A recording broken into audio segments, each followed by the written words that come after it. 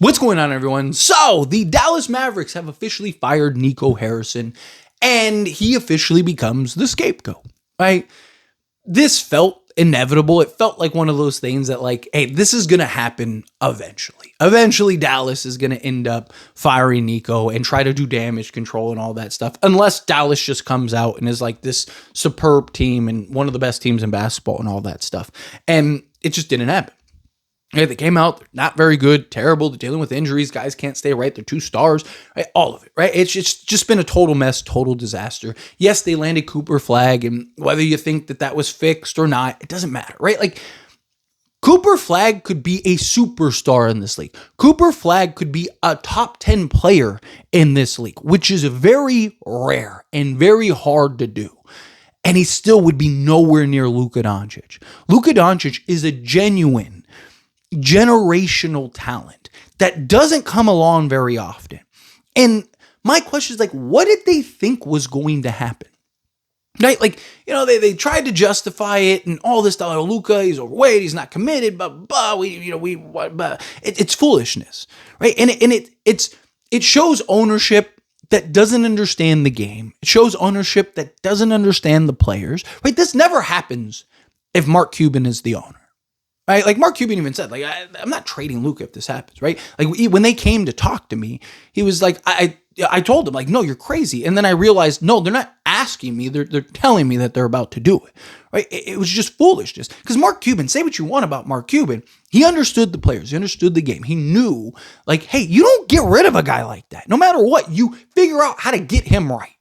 And look, Luka and his training staff said that this was the plan, you know, the transformation. They said that this was the plan regardless, that they were going to kind of get right regardless. And look, that might be true. Right? We'll never really know. But what they did is they ensured that this was going to happen. Dallas might have been right. Luka stays with Dallas. He might have just been comfortable, and he might have just been that, and, you know, kind of out of shape and all that stuff. He still was a top 3 talent in all of basketball, even in that shape, right? Like, you still don't trade that guy. But they guaranteed that he was going to get his act together, right? Luka never would have left. I mean, you saw how distraught he was at the fact that they traded him. He was never leaving Dallas, right? Like, what you do if you're Dallas is you get him right.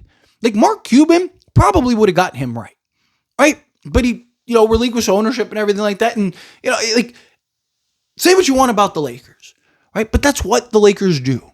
They take care of their own. They take care of guys. They do what they have to do, right? Like, they knew, hey, we got Luka. Now let's get him right. You know, they're sending St. Jean to Slovenia to make sure he's doing what he's supposed to. They put the tools around Luka to have success and be successful and get himself right. On top of that, he was motivated and all those other things. Like, Dallas didn't even try. They were just like, you know, whatever. Like, what was the thought process? What did they think was going to happen with Dallas? Right? Like, they just thought fans were just going to be like, okay, cool. And the other problem is that on top of it, they got fleeced, right? Like, Rob Pelinka, yes, Luka Doncic fell in Rob's lap, right? But he had to do the negotiating. He had to get that trade done, and he fleeced Dallas. Like, if Dallas would have gotten a proper return, maybe things would have been a little different. There still would have been backlash, still would have been frustration, there still would have been all these things. Like, you still don't make that trade. But if they would have gotten some, like, insane, like, never before haul, right? Like, maybe things would have been different, right? Or even if they just got a bigger haul from the Lakers, right? Like, Lakers could have traded Anthony Davis, Max Christie, both first. They didn't trade both first, right? They could have traded that. They could have traded Austin Reeves. Hell, they could have even traded LeBron James in the process too and been like, hey, LeBron, you want to go play with Anthony Davis and Kyrie Irving? And it still would have been justified. It's still, because of Luka's age and how good he is, it still would have been a justifiable trade, right? Now, if Nico would have actually asked and demanded everything, right, and got Austin Reeves, and look, you see how good Austin Reeves is playing this year? Maybe Austin Reeves, he's playing at an MVP level and he's putting up Luka-esque numbers, right? And you get that, and it's like, okay, well, we got to play, man. Just wait till Kyrie comes back. And maybe the narrative and things would be different, but you didn't, right? Rob Pelinka kept Austin Reeves, and now Austin Reeves is having an excellent, I mean, historic season. Like, the guy's been ridiculous. And if him and Luka work, that's good. I mean, Lakers are going to be great for years. If it doesn't work, you still have Austin Reeves that you can trade if you're the Lakers and get a pretty good haul in return. On top of that, right, you still have your first to go make a trade. Like, Lakers not only got a generational talent that completely reset the franchise for them, for an organization that was sinking. It was kind of like, what do we do? Who are we going to get? Right? And I even said, trust the Lakers, the Lakers brand. They're going to get somebody eventually. They always do. I didn't think it was going to be Luka and via trade and on a fleece, but nonetheless, they did. And, now they're set up and they still have their assets and they still have all their other things.